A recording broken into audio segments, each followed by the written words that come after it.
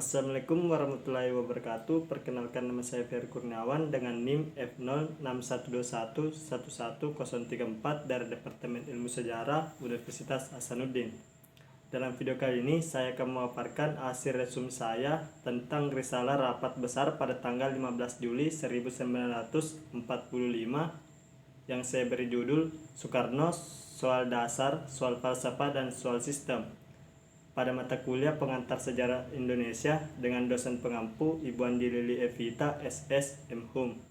Baik, langsung saja saya akan memaparkan hasil resume saya tentang rapat besar yang terjadi pada tanggal 15 Juli 1945. Rapat yang diketuai oleh Rajiman ini dibuka pada pukul 10.20 pada tanggal 15 Juli 1945. Yang menjadi pembuka pada persidangan ini ialah Rajiman itu sendiri, dan kemudian mempersilahkan Soekarno untuk menerangkan apa yang perlu diterangkan.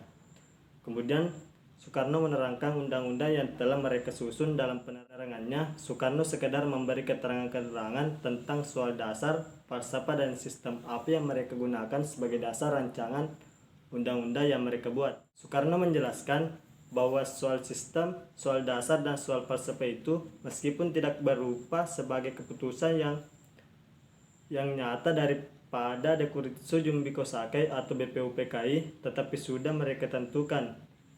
Dan Soekarno mengatakan bahwa semua anggota telah memufakati dasar yang dibicarakan dalam sidang pertama BPUPKI tersebut, yaitu mengenai dasar kekeluargaan atau yang dinamakan dasar gotong royong. Dan dijelaskan Soekarno dalam pidatonya, yaitu bahwa setelah rancangan undang-undang itu dibagikan di kalangan anggota-anggota, mereka panitia didatangi oleh banyak sekali anggota-anggota yang menanyakan apa sebab dari undang-undang dasar yang mereka rancang.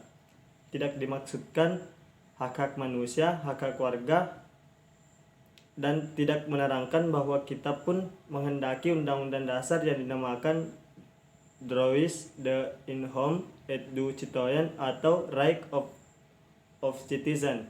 Kemudian ditanyakan kembali, kenapa di dalam undang-undang dasar ini tidak dinyatakan dengan tegas tentang manusia mempunyai hak akan kemerdekaan, misalnya dijamin keamanan rumah tangga, kerahasiaan surat, kemerdekaan mengeluarkan pikiran, dijamin hak bersidang dan berkumpul, dan lain sebagainya. Kemudian Soekarno menjelaskan tentang penyudahan sejarah 350 tahun dan mengakhiri sejarah kolonialisme dan memulai sejarah kemerdekaan. Soekarno juga menjelaskan pada saat menentukan undang-undang dasar mereka sadar betul akan kedudukannya, bahwa mereka memang bekerja untuk tanah air dan bangsa. Tetapi yang sebenarnya mission secret mereka ialah mission secret yang jauh lebih luas dari batas-batas tanah air dan bangsa kita sendiri, dan melainkan sampai melewati batas tanah air dan meluap sampai ke Asia dan bahkan meluap sampai ke dunia. Soekarno juga menambahkan bahwa dalam menyusun tanah air dan bangsa yang merdeka, suatu pekerjaan yang tidak boleh diselesaikan dengan gugup. Dan yang terakhir dari informasi yang saya dapatkan, yaitu Soekarno menjelaskan bahwa suatu undang-undang dasar sebenarnya hal yang amat keramat bagi suatu rakyat, dan jika kita hendak menetapkan undang-undang dasar, kita perlu mengingat kekeramatan pekerjaan itu. Oleh karena itu, beberapa hari yang lalu kita sadar akan pentingnya dan keramatnya pekerjaan itu.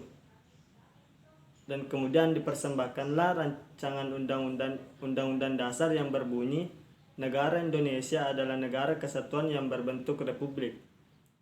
Sekian dari hasil pemaparan resume saya.